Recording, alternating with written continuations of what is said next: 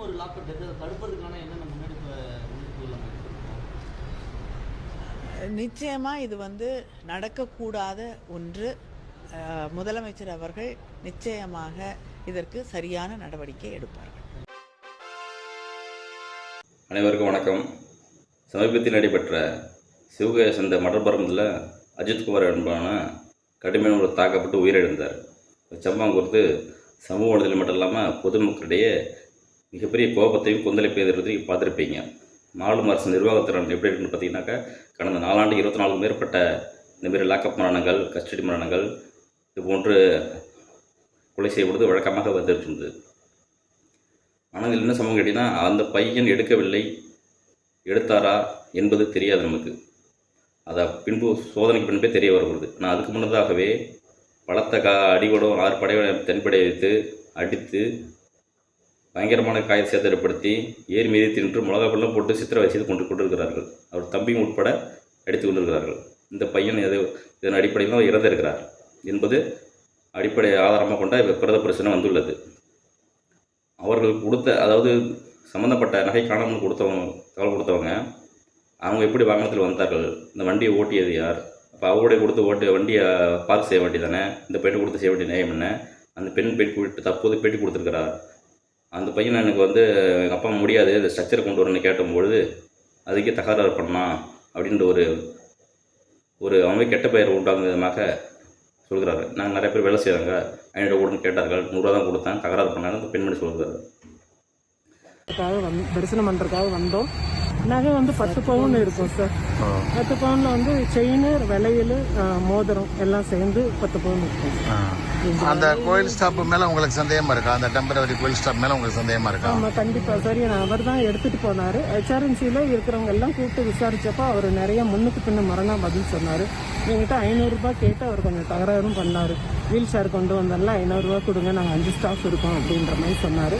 நான் 100 ரூபா தான் கொடுத்தேன். இமீடியட்டாக அவர் ஃப்ரெண்டு ஒருத்தருக்கு ஃபோன் மூலியமாக எனக்கு அந்த மேடம் 500 ரூபா கொடுத்தாங்க, உனக்கு ஜிபே நான் அனுப்பிடுவேன் அப்படின்ற தகவலும் சொல்லியிருக்காரு. அந்த ஃப்ரெண்டும் ஒரு ஒப்புதல் வாக்குமூலம் கொடுத்தாரு. இப்போ அதாவது நீங்கள் சந்தேகத்தின் பிறையில் இங்கெல்லாம் நாங்கள் வந்தோம் சார், இங்கெல்லாம் காடி வந்தது சார், இங்கே நிப்பாட்டணும் இல்லை இந்த இடத்துல இருக்கும்போது சந்தேகங்களை நீங்கள் கொடுத்து வழக்கு அவங்க தகவல் கொடுக்கும்போது அவங்க அதைப்படி சோதனை செய்ய தப்பு கிடையாது. ஆனால் இவன் தான் எடுத்தான் என்று எப்படி உறுதியாக பெண்மணி சொல்ல முடியும்? அங்கே இடத்துல யார் எடுக்கப்பட்டார்களா? அந்த பையன் தான் கூறுகிறார், எனக்கு வண்டி ஓட்ட தெரியாது, இயக்க தெரியாது, நான் இவருடன் கொடுத்து இயக்கினேன், நிறுத்துவதாக கூறின்னு சொல்கிறார். ஒரு பையன் மீது எந்தவித விசாரணையும் முடிவுக்கு வராத நிலையில் அப்பட்டமாக ஒரு அப்பையை கொண்டு விட்டார்கள். இதன் அடைப்பில் திமுக சொன்னாக்கா கண்மொழி அவர்கள் அப்படியே அந்த கமல் உருட்டு மதப்பு தான் இது தவிழ்ந்து MK ஸ்டாலின் அவர்கள் சரி நடவடிக்கை எடுப்பார், உருட்டுறீங்க. ஜெயராஜ் பெண்ணிக்ஸ் கொலைக்கு குடும்பமே கொடி கட்டி நின்றீங்களே, கட்சி ஆதரவாளர்கள் நீங்கள் கொடி கட்டினீங்களே, நீதி வேண்டும் நின்று இப்போ ஏன் அந்த கொடி பிடிச்சி நிற்கல? ஆளுங்கட்சியாக இருந்தாலும் நம்ம 3 நாளுக்கு பிறகு எல்லாம் பொதுமக்களிடையே பொதுப்படிய செய்திகளிலும் நீதிமன்றம் போய் விடுறோம். இப்போ எல்லா ஒரு செய்தி பரபரப்பான பிறகு தானே நீங்கள் நடவடிக்கை எடுத்து சஸ்பெண்ட் பண்ணுறீங்க 6 பேரை. இதில் கொடுமையான்னு சொன்னாக்கா நம்ம பல தடவை சொல்லி வருகிறோம், தமிழ்நாட்டை தமிழர் ஆள வேண்டும் அப்படி சொல்லும் போதெல்லாம் எல்லாம் கொந்தளிக்கிறார்கள். தமிழ்நாட்டில் 90% மேலே தமிழர்களே அரசாங்க பணி இல்லைன்னு சொல்லி கேட்கப்படுறதில்லை. இது சம்மந்தப்பட்ட ஒரு SP அதிகாரி சஸ்பெண்ட் பார்த்துட்டு அப்படின்னு மாட்டியிருக்கிறாங்க. அவர் தமிழர் கிடையாது. அதாவது சம்பவத்தை இந்த ரிப்போர்ட்டெல்லாம் பார்த்தீங்கன்னாக்கா, அந்த ரிப்போர்ட்டை அது எந்த டயத்துக்கு காலை 11 மணிக்கு போயிருக்காங்க, 2 ஹவர் வச்சு அந்த 2 மணிக்கு பார்த்துருக்காங்க இல்லை, அப்புறம் அதுக்கப்புறம் அங்கே அவங்க சம்மந்தப்பட்ட அதெல்லாம் புகார் அளிச்சிருக்காங்க. அது FIR பதிவுப்படலையா? முதல் ரிப்போர்ட்னா ஃபஸ்ட்டு என்ன நடந்தது பதிவு பண்ணாமல் விசாரணை பண்ணியிருக்காங்க. நிக்கிதான்ற பெண்மணி அந்த தாயை அவங்க மேலிடத்தில் அதிகார வர்க்கத்தில் தொடர்பு இருக்கிறதுனால இந்த மாதிரி சம்பவம் நடக்கிறது. ஒரு ஏழை எளிய மக்கள் இருந்தாலும் இது நடக்கின்றது. அதிகாரத்தில் நடக்குமா? அது இதுக்கெல்லாம் காரணம் என்ன? இதெல்லாம் பார்த்த பிறகு ஐயா ஸ்டாலின் அவர்கள் காவல்துறையை வச்சு ஒரு அதிகாரி வச்சு மீட்டிங் போடுறாங்க. நீங்கள் என்னையா மீட்டிங் போட்டிங்க ஐயா? மீட்டிங் போட்டு என்னையா எத்தனை வருஷம் 24 கூட நடந்திருக்குங்க ஐயா? என்னையா நடக்குதுங்க ஐயா? நீங்கள் என்ன சட்ட நடவடிக்கை எடுக்கிறீங்க?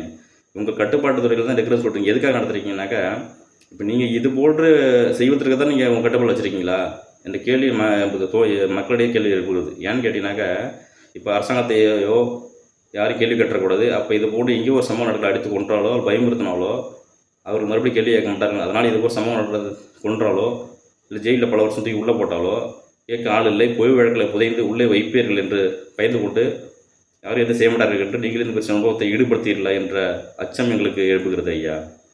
ஆனால் நீங்கள் வெளியில் நல்லது போல் ஆட்சி சிறப்பாக நடக்கின்றது என்று நீங்கள் சொல்லிக் கொண்டிருக்கிறீர்கள் ஐயா. எங்களுக்கு தான் மக்களிடையே பயத்தை உண்டுக்கிறது. உங்கள் ஆட்சியில் தான் மிக மோசமாக இருக்கிறது ஐயா. எல்லாம் வெற்றி பூச்சலாக இருக்குங்க ஐயா. எதிர்கட்சியாக இருக்கும்போதுங்க ஐயா யூடியூப் பொறுத்தவரை ஏராளமான அணிகள் வச்சுருக்கீங்க ஐயா. எல்லாம் எதிர்கட்சி போராடுறதுக்கு திரையுலக சார்ந்திருந்த ஒரு பெண்களும் வந்து உத்தமி மீறி பேசுகிறார்கள். பாதிக்கப்பட்ட நீதி வேண்டும் அப்படின்னு சொன்னார்கள்.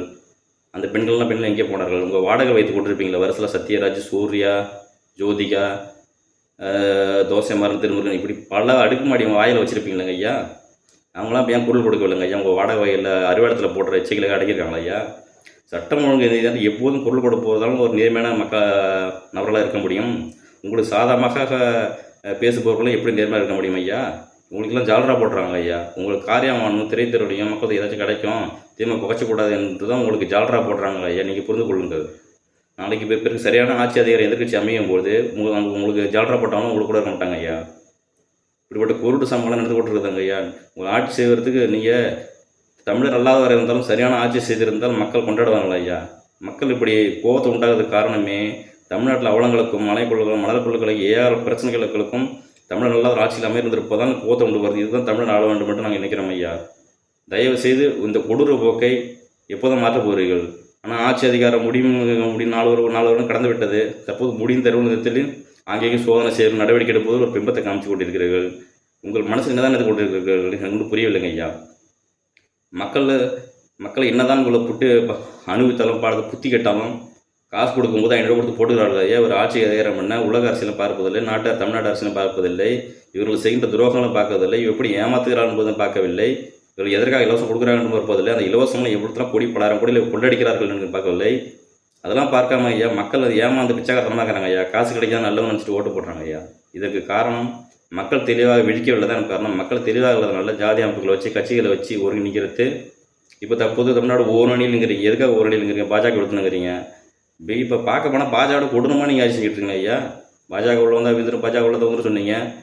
அங்கே அதிமுக வந்து ஏற்கனவே வந்து கட்சி விட்டு வெளியே வந்தாங்க, திரும்பி ஒன்று சேர்ந்துட்டாங்க. அவங்க நேரடி கட்டிப்பட்டுருக்காங்க, நீங்கள் மறைவு கட்டிப்பட்டுருக்கீங்க. ஒன்றும் வித்தியாசம் இல்லையா ஐயா? இப்போ பறந்துருமா நீங்கள் இப்போ மறுபடியும் 2 கோடி எழுப்பி சொல்லிட்டு மறுபடியும் உங்கள் வேலையை ஆரம்பிச்சிட்டிங்க. எங்களை காப்பாற்றி கொள்வதற்கு திட்டங்களை கொண்டு வரீங்க, என்னென்னவோ பண்ணுறீங்க.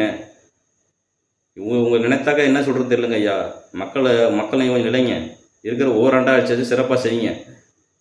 உங்கள் பரிதாபமாக இருக்குது. மக்கள் நிலைமை வருத்தமாக கேவலமாக இருக்குது. மிக வருத்தமாக இருக்கிறது உங்கள் செய்திகள்லாம் பார்க்க வருகிறது. நீங்கள் நடவடிக்கை எடுக்க மாட்டீங்க. வாய்ஸ் ஆர்டர் மட்டும் மீட்டிங் போடுவீங்க. இல்லை நீங்கள் தமிழ்நாட்டோட சம்பவம் தெரியலன்னு சொல்லுவாங்க. கேட்டாக்கா அந்த ஐயாவுக்கு எதுவும் தெரியாது, எந்த செய்தியும் போக மாட்டுறது அப்படிங்கிறாங்க. அப்போ எந்த செய்தியும் போக மாட்டேன்னு சொல்கிற அளவுக்கு நீங்கள் எதுவும் கண்காணிக்கல அப்படிங்கிற மாரி தெரிகிறது. இல்லை மேலடிக்க உங்களுக்கு எந்த செய்தியும் தொடர்பு எது செய்தி கொடுக்க மாட்டாங்களா அப்படிங்கிற கேள்வியை எழுப்புகிறது ஐயா. இது முழுமையாக நீங்கள் வந்து இதுவரை 1 மாதம் 1 வருஷம் காலம் சிறப்பான சிலைக்கு பொய்யை பரப்பாதீங்க, வந்தியை பரப்பாதீங்க. விடிவுலத்துக்கு நான் ஷோகேஷ் மெருடு போட்டு நாடகத்தை நடத்தாதீங்க. நேர்மையான ஆட்சி செஞ்சால் மக்கள் போட்டு போடுவாங்க. ஏற்கனவே 10 ஆண்டுகள் கூப்பிட வச்சாங்கன்னா ஏன்னு கேட்டாங்கன்னா நீங்கள் எப்படி தான் அதிகாரத்தை செய்வது தான் கூப்பிட வச்சாங்க.